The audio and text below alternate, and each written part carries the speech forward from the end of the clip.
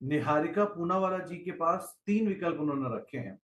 पहला है आयरेडा, दूसरा है जेएसडब्ल्यू इंफ्रा और तीसरा है जियो फाइनेंशियल। इन तीनों में से कौन से 2 बेस्ट हैं एज़ पर यू?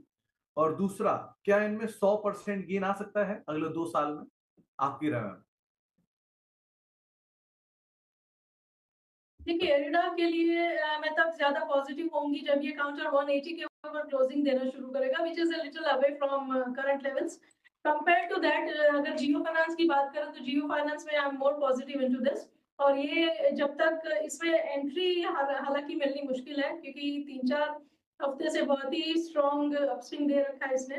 नेवरदलेस आने वाले टाइम में अगर ये कभी भी आपको 240 के आस-पास मिल जाए या 240 के नीचे मिल जाए, then it would be a safer level to enter this counter। और यहाँ पे probabilities है कि 1 year plus में ये काउंटर हमें 340 के आसपास दिखाई देना चाहिए।